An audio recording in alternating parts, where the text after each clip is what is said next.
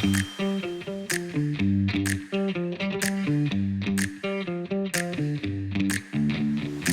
you for that very smooth introduction. We're going to have a nice time, I think. My name is Amar. I'm just sharing my screen here. I should probably just do one thing at a time. Okay. Yeah, my name is Amar. I'm from CodeHS. I'm a PD specialist here at CodeHS. I'm based in Chicago. I'm also from Chicago. And I was a teacher for several years, teaching mostly English language arts and English as a second language, just around the city and in, K-12 environments, community center environments, virtual environments as well. So I don't have a coding background. I learned a lot about coding on the job here, and I found my way to CodeHS, and I just learned a lot about coding here. And then my goal is to always just help teachers feel comfortable and confident teaching coding in their classrooms, even if they are very beginners. So that's a little bit about me. I'm also joined today by Lindsay, who can introduce herself. Hi, I'm Lindsay. I'm also a PD specialist at CodeHS. Before coming to CodeHS, I was a high school computer science and engineering teacher for several years. So I taught AP Computer Science Principles, AP Computer Science A, and some intermediate classes. Yeah, I'm excited to be here with you and help you run an hour of code at your schools. Great. Yep. So that is our main goal today. If you want to throw in the chat what your name is, what you teach, and have you run an hour of code before? Have you run an hour of code, whether with CodeHS or not? If you can just throw that in the chat, what your name is, what you teach, and if you've run an hour of code before.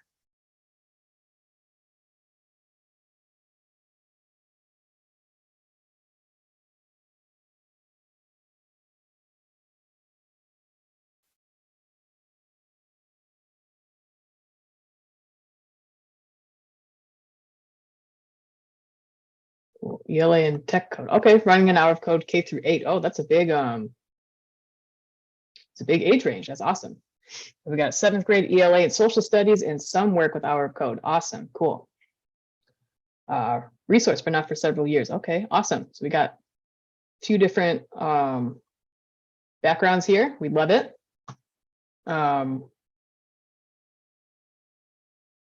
Cool. So yeah, an hour of code. We'll go into it. There's a ton of ways to do it. And here's our agenda. We'll go over. I'll just kind of give a brief overview of what is hour of code, and then I'll help pick an hour of code tutorial that would be right for your students, and then just some logistics about how to run an hour of code, and then we'll get to try it out. So if you haven't really coded before, you'll get to write your first care program today. And then, that's something that you can hopefully get excited to share with your students. And then we'll have some time for Q&A at the end. But if you have questions throughout, this is a smallish group. You can feel free to put questions in the chat and we'll see it and get to it. But there's also this Q&A and workshop links document. So I have this open over here. All of the links that you would need for today are in this doc. So here's access to the slides. As we go through, we're going to be getting into the site and signing up for an account and stuff. We'll have time to do that. But if you get lost, everything that you would want is going to be on this page here. And you should have access to edit it. So just FYI, all of this info is here. And then at the bottom here, there is a section for you to add your questions and our team will answer them. And so this is good if you have a question that maybe is a little more in depth. Our team will look into it and get back to you and take a little bit of time to answer it. So just having this doc handy, we'll have all the links that we'll go through, and as well as a Q&A at the end here. There's also this QR code. You can scan that with your phone if you want to have it, depending on if you have screen real estate, you might want to have this open on a separate device. So I'll leave that up for a little bit too, just in case you wanted to have that open on your phone, and you can just type questions in on your phone as we go through it.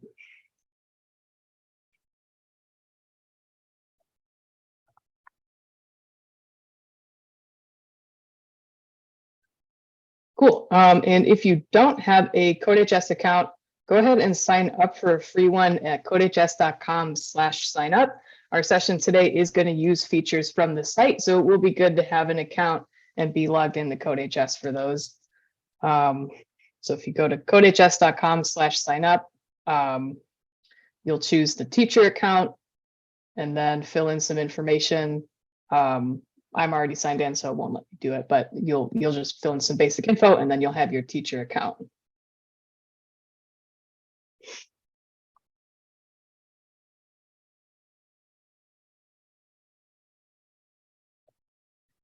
And then once you've got your teacher account, you can go ahead and enroll in the workshop section. So that will have the activities that we'll do today, and we'll also throw the links in there as well. So when you log into CodeHS again, you'll have it all available there. So after creating your teacher account, click this link that Lindsay also just threw into the chat, codehs.com/go/F9058. And you'll get some confirmation information. Just click yes, join section, and then you should be good to go. I'll just leave a minute or so to get through that. I'll check my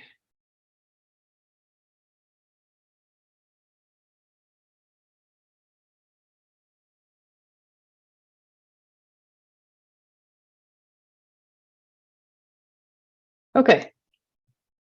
So while you are signing up and joining, I'll go ahead and get started with just a little bit of background info about Hour of Code. So if you're still joining, that's okay.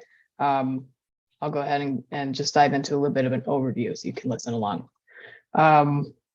So if you haven't done Hour of Code before, basically it's a nationwide initiative to introduce millions of students to 1 hour of CS and computer programming. And the idea behind it is the main goal is for kids to have fun. They're designed to be an hour. They're designed to have something tangible at the end that they can look to and say, I did this, and maybe students have some preconceived ideas of like, what is coding? Who is coding for? I don't think it's for me. I don't know. It sounds hard. Only smart kids can do that, et cetera, et cetera.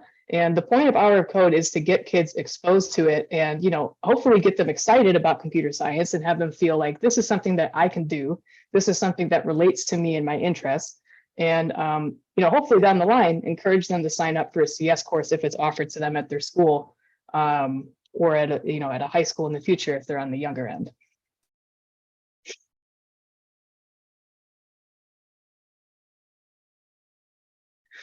So Computer Science Education Week is coming up. So we've got CS Ed Week. Again, the goal is to just expose more students to computer science, period, with Hour of Code. So whether or not you have computer science at your school, this can be a way to just get them interested and exposed to it and increase access and equity to the subject, because there is a gap between students who have access to it.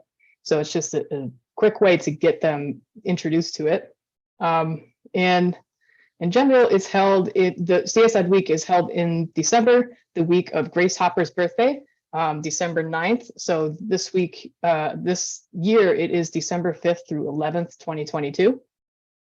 So it's always held around the week of December 9th in honor of Grace Hopper. She was a famous computer scientist. And that brings to this slide here. For, going to the point of a lot of times, like students and parents and teachers will recognize like, oh, I know that coding is something important to learn, but they maybe don't know that it's for them, like that is something that is accessible to them or available or interesting for them or relevant to them. And one of the biggest ways to get kids excited for it is to just provide students with role models who look like them. And Grace Hopper, she was one of the first programmers of the Harvard Mark I computer. She invented COBOL, really just kind of a cool lady. And Clarence Ellis, he was a pioneer. He was a pioneer in computer-supported cooperative work. He and his team at Xerox created Office Talk. It was one of the first groupware systems. And then we have Evelyn Boyd Granville. She performed real-time calculations for satellite launching. She studied rocket trajectories. as part of the space race. And Miguel de Icaza, he's Mexican-American programmer. He started GNOME, Mono, a lot of desktop environment models for Linux and Unix operating systems. So I think that can be just a good way to, part of what we'll go through today is just having, if you run an hour of code, you can have, you'll direct students to, go to the activity, but it can be really nice to build up to it too, either throughout the week or like as part of that lesson, and just having them find something that grabs them, and whether that's introducing them to a computer scientist that you think they would find interesting, or work on a project they would find interesting, or we'll take a look at some other resources as well to have them look at career connections for, like, if they're interested in art, if they're interested in sports, how to choose something that would say like, oh, well, sports analysts use computer science every day in their job. So something like that. And throughout this presentation today, we'll provide a few ways of giving students options to connect computer science to their lives. So we'll take a look at how to pick an hour of code tutorial. So this is all gonna, I'll type it up here, because I think I'll throw this in the chat. So if you go to codehs.com/HOC, and I'll throw this in the chat too, you will see all of our hour of code offerings. So these are all free, and these are all available right now. They're hour-long tutorials that you as the teacher can assign out, or you can also just direct your students to go there as well, and they can just pick one and start it. It kind of depends on you, and we'll go through some options for running an hour code of it as well. But everything we'll look at is based on this page too. So all of our hour of code activities are here, and we'll take a look at kind of how do you choose one. But just as a reference point, all of them will be at this codehs.com/hour of code page. And we'll take a look at picking out, if you want to have one for each student. I've seen this model a few ways. I've seen when I was teaching 6th grade science, my co-teacher wanted to just let them pick one that they found interesting. And, you can advise them to pick one at their own level, or you could have students do all at once the same one. And it kind of depends on what your involvement would want to be like, and how your class usually operates and how you want to use this time. So you can choose one and teach through it all together, or you can have students browse through and pick one that they're interested. Let's say if they know they're into digital art or generating beats, that's probably one of the more popular ones. So just to throw this out there, you can browse while I'm going through how to pick them. So our explorations ones, those are beginners for all ages. So even middle school this would be accessible for middle school as well. We have coding in music, generating art with code, and coding in sports. And at the end of each of these, like at the end of the coding and music one, they'll have their own beat that they created, and they get so excited about it. And a lot of the students that I worked with were already like, kind of tapping on the desks all day. And this is, they're learning coding, they're learning about for loops and computing ideas and everything. But they're really just making a beat, and they can, it's really interactive. And at the end of it, they have a beat to show off, and they can share it. They can share it with their friends. You can make it into a competition if you want, if that would fit with your students.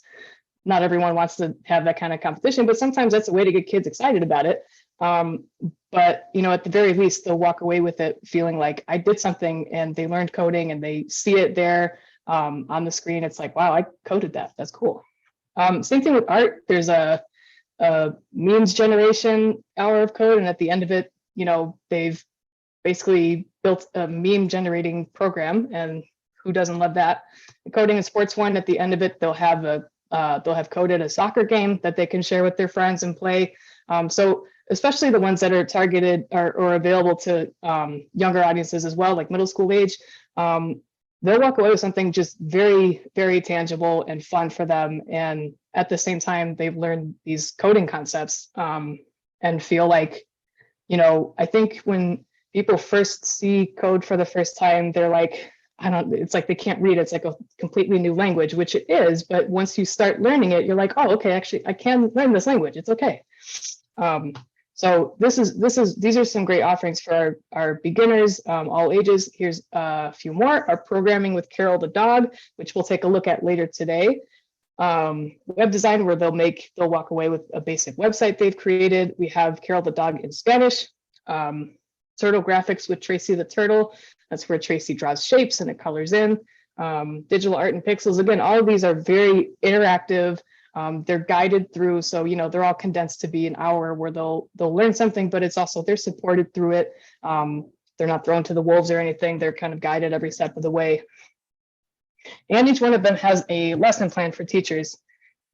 So on the Hour of Code page, you can start the course, and that's where you would direct your students to click. Or you can go to the lesson plan here for any of them, which if you are not as familiar with coding, this will give you all the answers, some things to make sure that you've done before the Hour of Code, and then any links to send out during the Hour of Code. Directions, some discussion points, however much you want to extend and build around this activity. The lesson plan will have ideas, they'll have tips, they'll have any handouts that could be printed, and some offline activities. They will have an objective that you can write on the board, just links, discussion questions, and if this one is a more open-ended one, but if it does have a coding solution, then the solution will be provided there as well. And these are, again, all in the, clicking around all crazy here. They're all in the lesson plans at codehs.com/hour-of-code or /HOC. It's the same site. And the lesson plans will be here for you as well. So you will want to pay attention to just making sure that it's one that would be to their level. So these are beginner, but they are more for high school. So coding in Python and the cryptocurrency, if your kids have heard they can get rich with crypto, they might be really excited to check that out. And that is something that they can choose.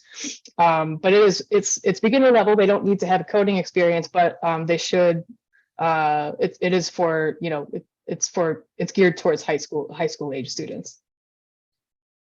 And then you will see some will be intermediate, and that is where they're recommended to have some coding experience. So if you're a beginner and if your students are beginners, probably would not recommend these. But if you are, if you're teaching computer science class and you just wanted to expose your students to another, creating an app in JavaScript or creating a virtual world, this is a way to do that. But it is expected that they would have some coding background going into this. And they'll all be labeled here too. So the beginner ones are towards the top, and you'll see as you scroll down, the level will increase to intermediate. I don't think, there is one advanced for Pi Day. A few advanced ones, that's good actually. Intermediate or advanced ones. They must have just added those. It's fancy. And then we have some interdisciplinary ones as well. And this can be awesome for if you are coordinating across departments. And again, for, during Hour of Code week, if you want to encourage across departments to run a, there's an Hour of Code for a Punnett square generator for biology, mathematical models, calculating triangles, coding collision simulations for physics. So all of these could be activities if your departments are willing and interested, they can all have their class work on this for an hour during CSED week as well to participate in this. Tons of schools all over the nation, all over the world are participating in this. And this can just be a really good way to connect other subjects to coding, where they can see if they know they're interested in physics, they can see how coding is related to that. And the goal of Hour of Code isn't to say like, every student who does this is going to be a computer scientist or anything like that. Of course, we're hoping, that some will be motivated and exposed to it and, pursue computer science. But the idea behind like an interdisciplinary approach is to really just, even if they learn a little bit of coding, it will be applicable to them in their career and in their interests. And that's kind of the goal of trying to get these across disciplines as well. We also have a few unplugged activities, and this would be you know, if you don't have if you don't meet the device requirements, or if you just want to change it up and do something unplugged, that is an option as well. There's a Caesar cipher wheel. There's coding with Carol, but it's all kind of hands-on manipulatives and not using a computer. And then a color by pixel tutorial as well. And again, those will all have the lesson plans where you can prepare for it and know what to expect and have your students know what to expect and everything like that.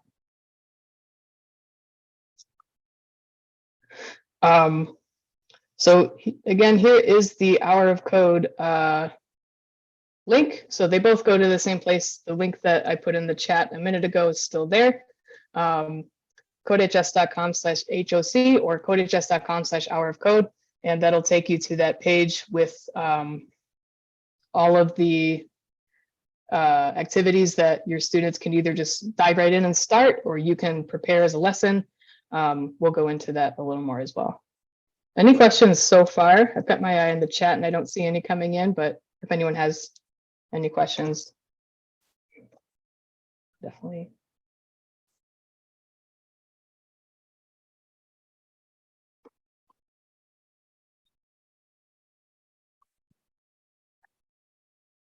Awesome. So this is just a chart for if you are looking to choose the right Hour of Code tutorial. Basically all the info that I just went over, but in a chart form. So if you are interested in doing this, referencing this chart can just help you, choose what grade level you're teaching and also where they're at in their coding level, or where you would be comfortable at in your coding level introducing, if you wanted to have them choose their own.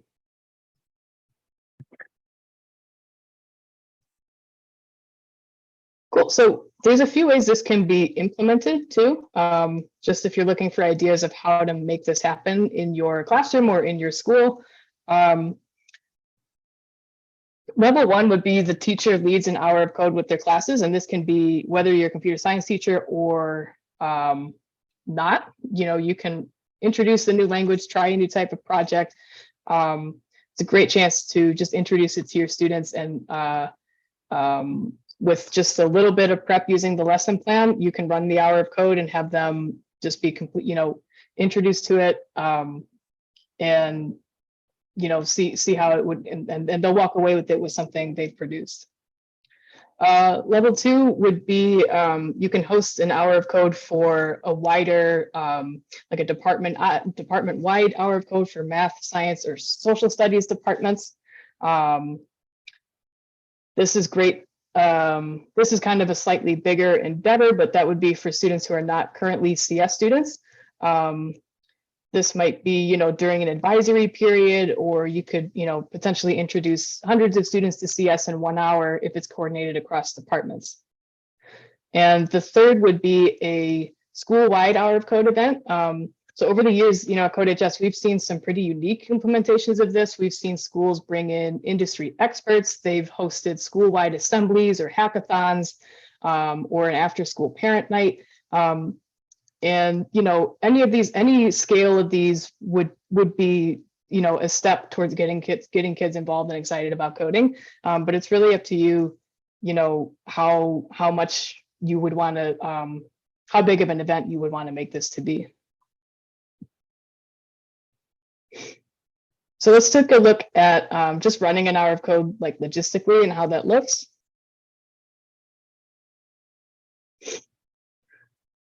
So if you have a CodeHS account, or if your students do, you can just create a new section and enroll the students.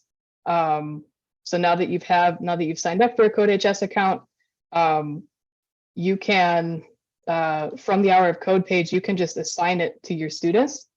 And that's that way, if you want them to have accounts and everything, they can keep track of their progress. They can log in and access it at any time. But it's also not required. So if you don't want students to create an account for any reason, or if they don't have accounts, or if they're not, enrolled in the full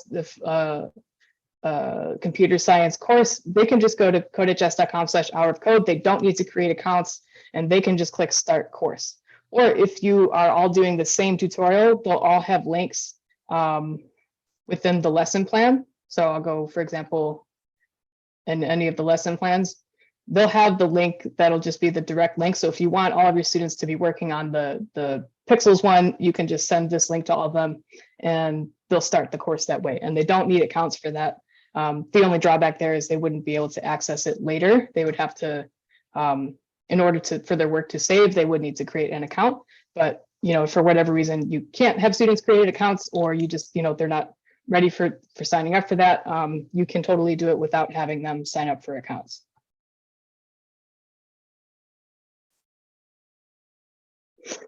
What you'll need, so for any of our online tutorials, you'll want computers or Chromebooks and headphones for all of your students.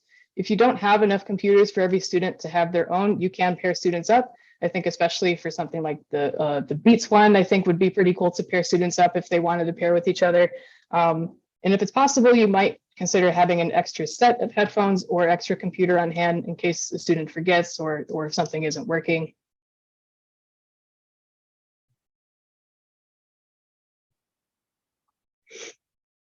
And then we do have this this slide deck to introduce teachers, and I'll go ahead and I think I can just paste. I had thank you so much. So these are, we put these together to kind of on a day of an hour of code to get students excited. If they have zero exposure to computer science, the idea is to just get them excited that this is really everywhere in pretty much anything that you're interested in these days. Coding would be a valuable asset to a career in that field. And so it's geared towards students. We, emphasizing that tech is an essential piece to every industry. We have some quotes from students. If Jordan had played 5 hours of games a week, he would have spent 260 hours, which is more than enough time to create a startup for a game and follow my passion. And then in the speaker notes here for teachers, there is, each one will have an article that you can read as a class together. There's a lot of ways you can use these.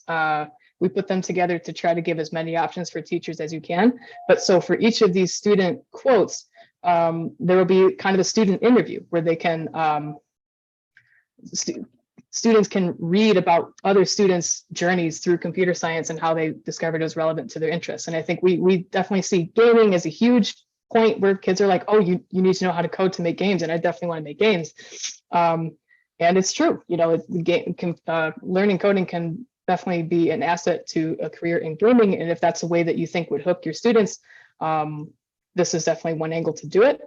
And again, we just have for other interests as well. So again, they're all going to have links to these articles that you can have your students read or read them together as a class related to social justice, or this third one related to gaming as well and science. And then there's this other page to have students access projects. So these are student created projects, and they'll be able to see what kinds of things they can make. These are all made by students, made by real kids, and they can open it up. They can see the code. They can run it, and even if they don't know exactly what this all means yet, that's fine. That's part of learning. They can try to read it and see oh, do you see anything here that you recognize? Oh, color green, color yellow, wonder what that does. So wherever they're at in their coding, you can use that to kind of engage them and see how did you make this? How did you make this happen? So we try to, this is at, I saw, from Lindsay, where can people access the slide deck who aren't on this webinar? I'll go ahead and throw this link has all of the links for here, and the slide deck link is at the top here. Oh, and for the one that we just looked at, that would be why learn to code. It's this little tag right here, YCS Ed Week 2022. That'll be for if you wanted to use this slide deck with your students. to introduce them, to get them hyped up about coding. So that's the student projects page, codehs.com/projects. We've also got Coding in the Wild. That's just a collection of all these different blog articles.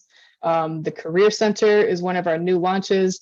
And again, this is for students, to explore on their own any industry that they might be interested in, let's say fashion, and they'll click it and they'll get to read articles about either students about their age or, in high school seniors, or college students or industry professionals. So I think there's different levels of how they can see how coding can relate to what they're already interested in. And to me, that's just the quickest way to get them like, oh, wow, I had no idea. And I think they can get very excited about it. So we have a ton of stuff. And this slide deck could be used, on the first day or on the day that you're doing an hour of code to kind of get them engaged.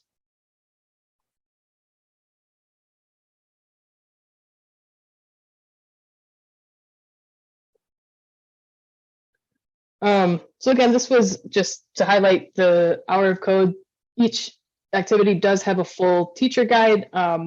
So depending on, the activity, if there is, if there's a specific solution, it'll have the solution key in there that you can reference and help guide students.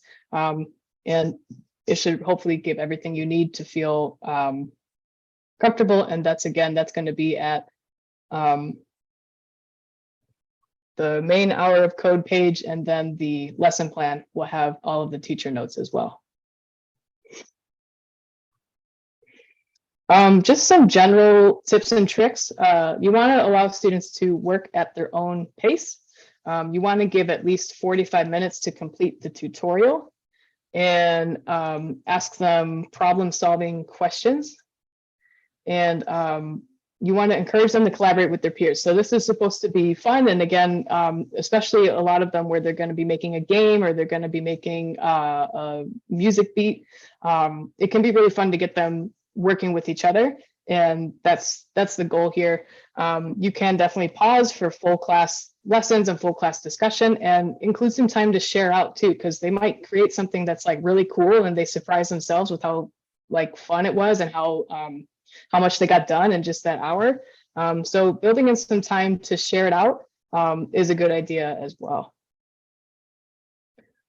So we can go ahead and try it out. So if you were able to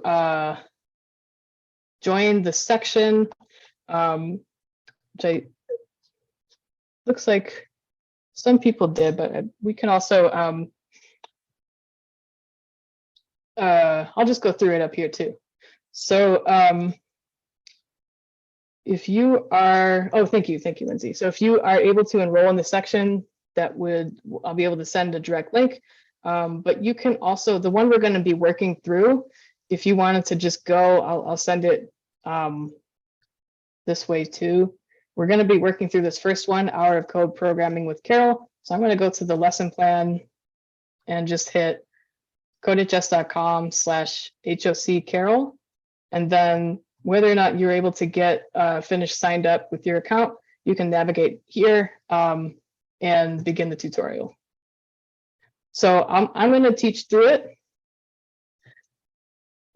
So this is the intro to Carol. This is the first lesson. This is what the students would see on their end. They would either be able to watch a video, or if you're comfortable teaching it, you can choose to use the teacher slides. So I'll show how to do that in a bit, but I'm going to teach from the teaching slides. And it's up to you if you would have students be self-paced and watch the video on their own, or you can also choose to teach through the slides like I'll do now. So who or what is Carol? Carol is a dog who listens to our commands. So if you think about any dog you might ask, what's a command they know? They know how to sit, they know how to stay, maybe they know how to stop, or whatever you've trained your dog to do. And programming is a lot like that. Programming or coding is giving commands to a computer, which is a lot like giving commands to a dog. And that's true because you know, dogs are smart and they can learn new things, but unless they've been taught it, they don't actually know. Like if you just started yelling at your dog because you're mad at it for doing something, it would be like, okay, I don't know what you're saying. I can tell you're mad, but I don't know. So I think with programming, it's kind of a similar thing. We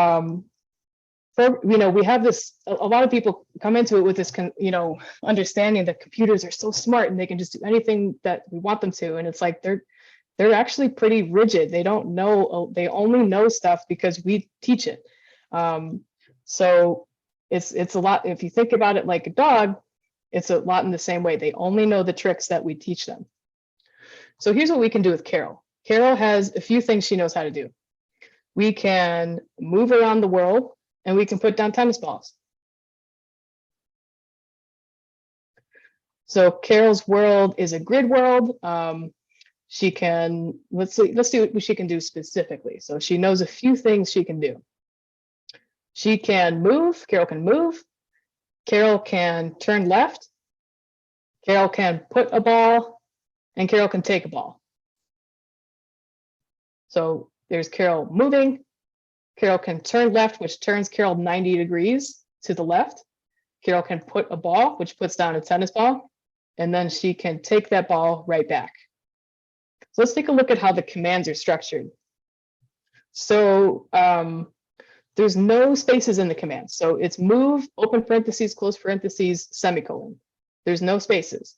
And the capitalization needs to match exactly. So computers are really strict with how things are capitalized. So if this was a capital M, Carol will be like, I'm sorry, I don't know what that means. They only understand a really specific language. And every command ends in a set of parentheses and a semicolon. And that's just part of the language. That's just the language Carol knows. And if we don't do that, she won't know what we're talking about. So here's, we'll take a look at this first Carol program here. So we have the starting world, so that's where Carol starts off. And we have this ending world, which is our goal. That's where we want Carol to be. So we want Carol to move a couple spaces, put down a ball, and then move a couple spaces after that. So we've got our first Carol program. Let's see. So I've got some code here already. You can have students drag and drop, or you can have them switch to code view. It'll depend on your level and the level of the students and what you think they'd be most comfortable with. We find a lot of middle school students do start off with block view. They can just sort of drag and drop. But it really would be up to you and your students' interest and comfort level as well. So I go ahead and remove these. So I've just got two move commands here. So Carol moves 2 spaces, and then I'll drag this put ball. So I'll run it again. Carol can move, put the ball, okay? And then we'll have Carol move 2 more times. So I'm just going to drag these move blocks over here.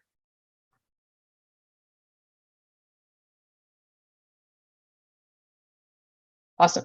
So if you're using blocks, they won't be able to make any coding mistakes. It'll be really easy for them, really accessible. If you do want to have them use code, try out the code, they might make a mistake. So they might forget to capitalize the B. And then when you run the code, it'll give an error message. And that means it'll usually highlight, it'll usually give a guess as to why it thinks it's running into the error. But I just wanted to highlight this if you do choose to do the code view with your students, that they may run into errors when they're running their code. And that's no big deal. They can, let's see, it says you typed put ball, but probably meant put ball with a capital B. And then it'll try to make a guess for them. So even if they choose the code view, it's still really accessible for them. They'll still, get guidance on what they should probably do to fix it. And then when they run their code, all good.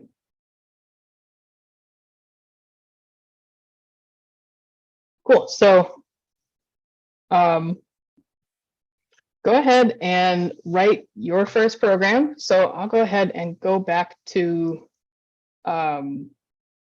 the HOC Carol. And if you've worked through that, this will be the, so you'll see I've opened up a few of these programs. So for me, they are yellow. If there's any gray ones, that means that I haven't opened it. And what we'll do now, we have maybe, I'll just give like 5 minutes to work through the hour of code. So we did the video. That's what I went through. We did our first Carol program example, where she moves and puts the ball. And then the next one will be your first Carol program. So if you've gone to codehs.com/HOC Carol, which is still in the chat, go ahead and go there again, and you'll get this. This is the same lesson your students will see if you pick the Carol tutorial. And this third one here, your first Carol program, is what you'll write. And you'll see over here, I've already got some code here, but you'll write a program to have Carol move to the tennis ball and pick it up. So this is what Carol's end world should look like. So right now Carol's here, she doesn't have any instructions, and we want Carol to go over here and pick up the ball. So using the commands that Carol knows, you can go ahead and write your first Carol program, and I'll just give maybe like 5 minutes to do this. If you work through this, feel free to continue on with it. Where did I go with my? You can work through the hour of code at your own pace. You can explore the other hour of code tutorials, and you can also check out the Q&A doc and add any questions there, and we'll be monitoring that. So I'll just give maybe 5 minutes to work through this, and then we'll start wrapping it up. But feel free to either work through the Carol hour of code and finish that out if you enjoyed that, explore the other hour of code tutorials with the links in the chat, or use the Q&A doc to ask any questions that you may have.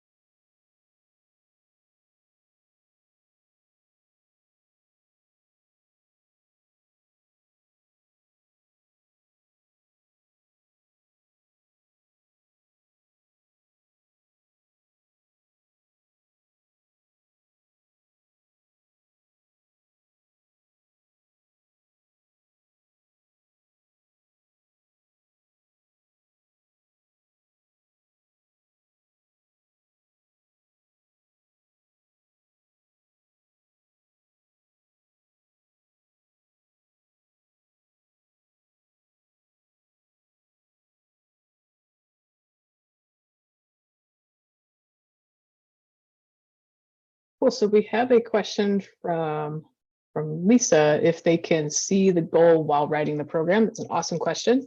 So yes, here's what this will be the same view that your students have. And on the assignment tab, they'll see the goal. So this is the end world that it's supposed to look on. So any of the pencil icons, that's the ones where they are going to write their own code. And they'll see it when they first click into it. I just dismissed it, pretty quickly, but if they need to, they can go over here to the assignment tab, and they won't have these buttons down here. They'll just see the ending world. And so they can, switch back and forth between assignment and run code, to see, okay, what is she doing? Okay, all right. So that Okay, cool. The assignment tab is where they'll go to check out the assignment.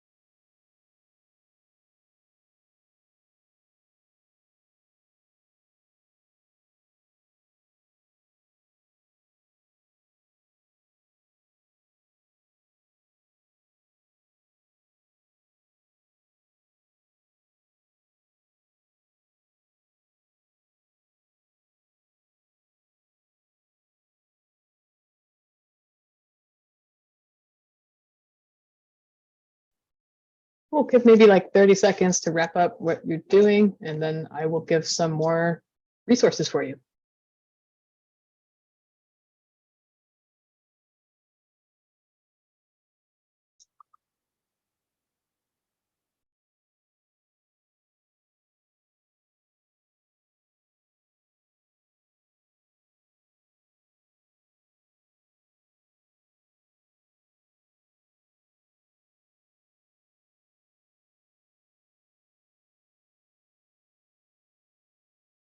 All right, cool. So I hope you either worked through Carol, maybe wrote your first Carol program, or checked out some of the other Hour of Code options that you think your students might like. And we'll wrap up with some other ways to engage your students during CS Ed Week. So our team is running a few webinars for how to run an hour of code at your school. Heads up, it probably will be pretty similar to what we went over tonight, but if you did want to check that out, that's there. The one that would be different is how to run an elementary hour of code. So what we looked at today was focused mostly on middle school and high school. But if you do work with elementary or want to promote this or expand this with elementary, we will have a how to run an elementary hour of code with CodeHS that you can register at codehs.com/freepd. And even if you can't make these time slots, you'll get a recording and the slide deck and all of that. So we definitely encourage you to sign up, even if you can't attend, if you are interested in this information. And then, whoops. These are, we also offer live hour of code workshops. So this would be different than what we saw tonight. This would be people from our team, mostly our curriculum developers. So the people who kind of develop these tutorials will be running about hour, 15-minute long workshops. These are super cool, super popular. You can sign up with your students and join virtually and project on the screen maybe, and have other people have all of your students follow along. So we'll have a lot of our most popular hour of code tutorials. We'll have generating art with code, coding and music, design a drawing app with Scratch. That one would be for upper elementary.